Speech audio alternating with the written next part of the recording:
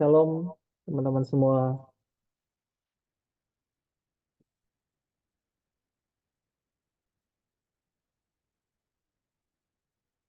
Pasti teman-teman familiar dengan Bukan benar kau Bet.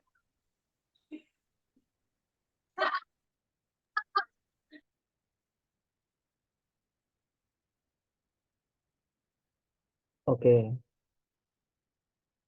Pasti semua orang familiar dengan ayat banyak yang dipanggil tetapi sedikit yang dipilih ya. Nanti silakan teman-teman bisa baca secara lengkap di Matius 22 ayat 1 sampai 14. Tuhan Yesus berkata bahwa banyak yang dipanggil tetapi sedikit yang dipilih. Nah, kalimat ini sebetulnya clear ya, jelas ya. Bahwa tidak semua orang Kristen, orang percaya, orang pilihan itu selamat gitu ya, otomatis selamat begitu ya. Kalimat ini justru mengindikasikan bahwa sekalipun orang itu dipilih, sekalipun orang itu diundang, tetapi kalau dia tidak meresponi undangan atau anugerah yang Tuhan kasih, maka tidak selamat, maka tidak layak menjadi tamu undangan. Kalau kita pakai perumpamaan dalam Matius 22 ya, ayat 1 sampai 14. Jadi Tuhan Yesus menyampaikan pernyataan itu sesudah ia menjelaskan tentang perumpamaan tentang orang-orang istimewa yang tidak meresponi undangan seorang raja yang mengadakan pesta perjamuan. Di mana akhirnya raja itu mengundang semua orang yang ada di perempatan jalan, siapapun yang bisa dan siapapun yang mau menerima undangan itu, agar ruangan pesta itu bisa terisi gitu ya, agar ruangan pesta bisa penuh gitu ya dengan tamu undangan. Nah, ketika raja itu mengundang semua orang yang bisa diundangnya, ternyata didapati ada tamu yang tidak memakai pakaian pesta. Nah, ini perumpamaan yang Tuhan Yesus bilang ya. Tamu yang tidak memakai pakaian pesta tersebut dibuang ke dalam kegelapan yang paling gelap. Itu ada ayatnya tuh ya. Coba kita buka ya.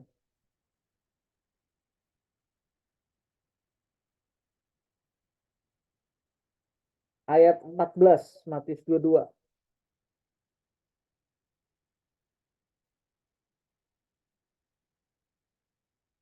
Sorry, bukan.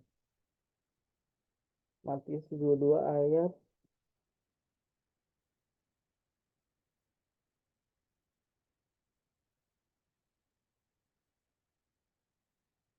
13.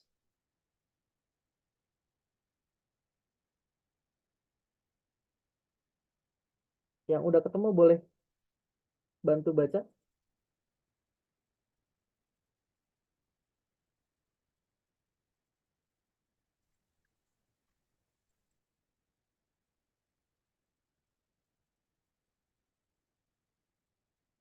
Ada yang sudah ketemu? Oke, saya baca ya.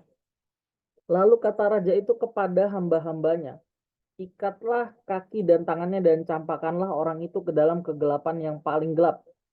Di sanalah akan terdapat ratap dan kertak gigi. Kok kayaknya ini banget ya, kejam banget ya. Tapi sebetulnya perumpamaan itu maknanya lebih dalam ya. Bukan sekedar orang yang diundang kemudian tidak layak diperlakukan seperti itu ya. Ada sebab, ada akibat. Jadi kalau kita melihat perumpamaan itu, raja itu mengundang orang-orang undangannya tapi tidak satupun datang gitu ya.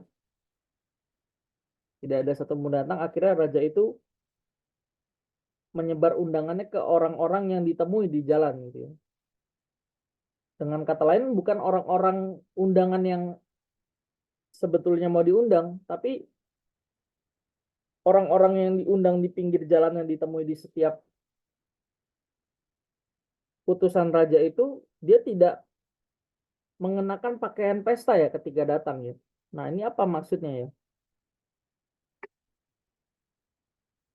Jadi dalam hal ini walaupun raja di dalam perumpamaan itu menginginkan ruangan pestanya dipenuhi tamu undangan, tapi raja itu tetap sama prinsipnya ya, tetap sama integritasnya, bahwa hanya orang yang memakai pakaian pesta yang boleh, yang layak ada di dalam pesta tersebut. Nah, ini menunjuk sekalipun Tuhan tidak menginginkan seorang pun binasa, kan di Alkitab ada ayatnya itu ya. Aku tidak menghendaki seorang pun atau siapapun binasa gitu ya. Nah, meskipun Tuhan tidak menghendaki siapapun binasa, tetapi kalau orang nggak hidup suci ya, tanpa kesucian hidup yang sesuai dengan standar yang Tuhan mau gitu ya, seseorang tidak layak sebetulnya, tidak berkenan masuk ke dalam kerajaan surga. Jadi tindakan orang-orang atau perbuatan orang-orang yang menolak undangan tersebut menunjukkan bahwa mereka tidak menghormati raja yang mengundangnya atau tidak mengakui keberadaan raja tersebut sebagai penguasa. Nah, sementara tamu yang tidak memakai pakaian pesta ini menunjukkan orang yang nggak serius ya, orang yang meremehkan atau tidak menanggapi undangan raja. Jadi orang yang udah diundang sebetulnya bukan tamu undangan ya, tapi dia dikasih kesempatan gitu ya. Orang itu menganggap remeh ya, menganggap remeh raja yang mengundangnya. Jadi tamu istimewa yang menolak undangan raja ini menunjuk siapa? Tamu istimewa yang menolak undangan raja itu sebetulnya menunjuk orang Israel ya, menunjuk orang-orang Yahudi yang sebenarnya mereka nggak terlalu perlu mempersoalkan pakaian pesta ya. Mereka orang-orang yang sebetulnya sudah memiliki moral yang baik karena mereka memiliki Taurat. Jadi ini meaningnya gitu ya, ini artinya. Mereka sudah terkondisi memiliki hukum Taurat ya, sudah memiliki Taurat di mana mereka bisa berbuat baik di atas moral umum atau moral pada umumnya gitu ya. Nah, sementara semua orang yang ada di perempatan jalan itu menunjuk orang-orang yang tidak memiliki kehidupan yang baik. Ya bisa juga menunjuk kita ya. Jadi kan sebetulnya orang Israel itu memang bangsa pilihan, tapi karena mereka tidak meresponi undangan raja ya, undangan dari Tuhan, maka kesempatan menjadi anak Allah yang sah itu dibuka kepada bangsa-bangsa lain. Dan kesempatan orang-orang yang diundang tadi, yang di perempatan jalan, orang yang tidak memiliki moral yang cukup baik dibanding orang Yahudi, orang Israel, mestinya berjuang ya supaya bisa mengenakan pakaian pesta. Jadi sekali lagi ini menunjuk kepada bangsa-bangsa di dunia dengan segala budaya mereka yang jauh dari standar kesucian atau standar moral atau standar kebaikan yang Allah kehendaki. Mereka mestinya berjuang untuk memiliki moral yang baik, untuk bisa masuk ke dalam pesta perjamuan yang diadakan raja.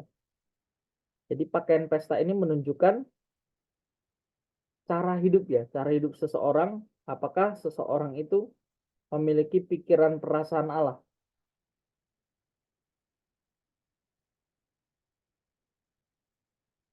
Jadi hal ini menunjuk bahwa menjadi pengikut Yesus itu tidak mudah ya. Tadi di awal kita sempat singgung ayat yang ke-14 dari Matius 22, banyak yang dipanggil tapi sedikit yang dipilih. Dan konteks statement itu kalau kita baca secara keseluruhan itu kan sebelumnya perumpamaan tentang undangan ya, undangan pesta ya. Perikopnya perumpamaan tentang perjamuan kawin.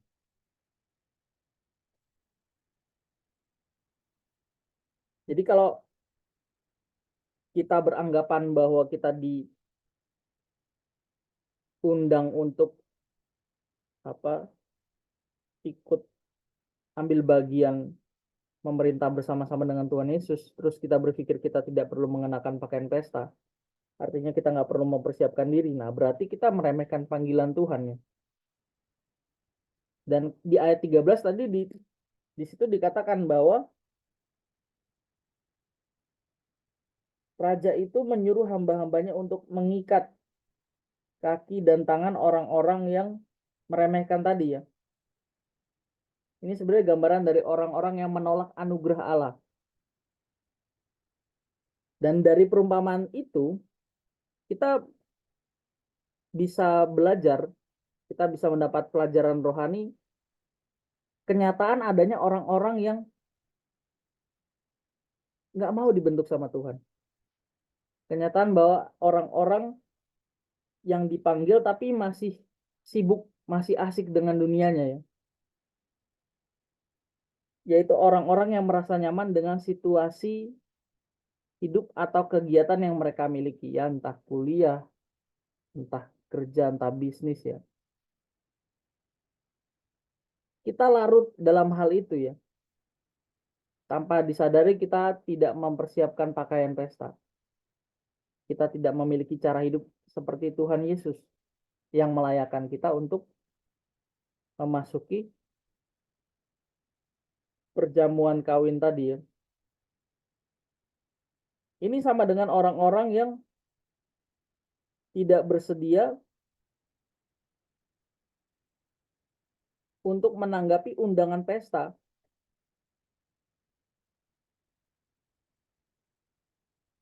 Nah, ini sebetulnya sama dengan orang-orang yang tidak memperlakukan Tuhan Yesus sebagai Tuhan. Dan kita ini sebetulnya posisinya di mana ya? Kita posisinya itu bukan orang yang istimewa yang memperoleh undangan sebetulnya. Tapi posisi kita itu sebetulnya orang-orang yang ada di perempatan jalan tadi. Kita sebetulnya bukan yang diundang untuk mengenakan untuk masuk dalam perjamuan atau pesta perkawinan ya, tapi kita diberi kesempatan itu. Nah, ini sebetulnya anugerah yang luar biasa ya, anugerah yang besar ya. Dan kalau kita sampai nggak meresponi undangan Tuhan tersebut, anugerah Allah tersebut, nah ini sama dengan kita menolak anugerah ya.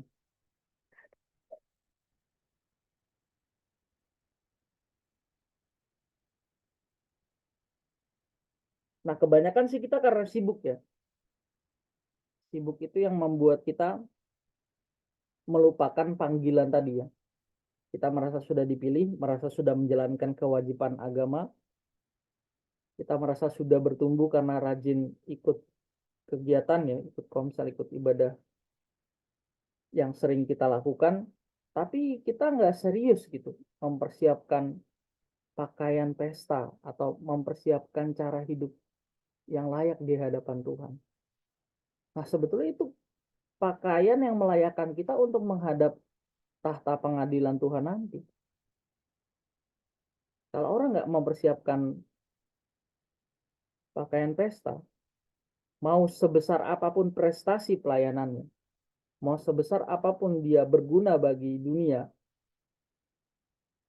itu tragis ya. Ini celaka ya. Di hadapan Tuhan itu yang penting itu adalah orang melakukan kehendak Bapa atau enggak. Bukan orang yang punya karunia yang hebat, dia bisa melakukan berbagai mukjizat, bernubuat mengusir roh jahat, atau punya prestasi pelayanan yang hebat gitu ya. Buat apa semua itu kalau kita nggak diterima Tuhan? Nah, kita bisa membandingkan dengan contoh Lazarus dan orang kaya ya. Orang kaya selama hidupnya oke-oke aja, nyaman-nyaman aja ya. Tapi setelah mati, waduh, nggak ada kesempatan lagi ya.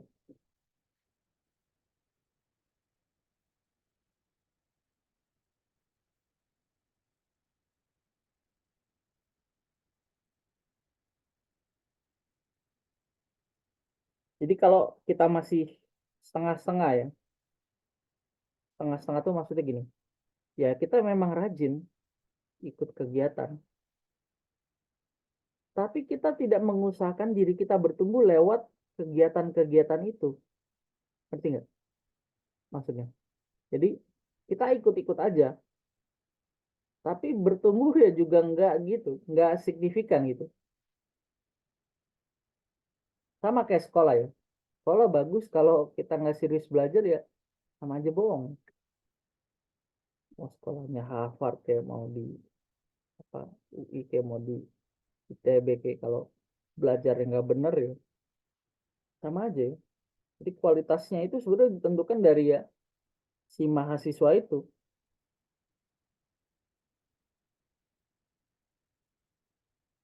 Nah, celakanya banyak orang sudah merasa memenuhi undangan dari raja tersebut kalau dalam perumpamaan atau dari Tuhan dengan modal sudah ke gereja setiap hari Minggu. Ingat iblis itu strateginya halus ya. Diversifikasinya tuh sampai tingkat yang tinggi ya. Ya, nggak apa-apa deh lu buat baik gitu kan. Ya, nggak apa-apa deh rajin ke gereja. Ya, nggak apa-apa deh belajar Alkitab gitu ya. Tapi asal jangan bertumbuh gitu ya. Asal jangan jadi seperti Yesus. Nah ini, mengenakan pakaian pesta itu kan mengenakan cara hidup Tuhan Yesus. Mengenakan pikiran perasaan Bapa. Jadi jangan cepat puas atau jangan sombong ya. Wah, lagi yang udah sekolah teologi ya. Ini kan ngeri ya. Ini buat diri saya terutama ya. Juga buat teman-teman yang sudah merasa, ah, kan gue udah lama gitu ikut di 180 ya. Ya tapi bertumbuh nggak? Serius mempersiapkan pakaian pesta enggak?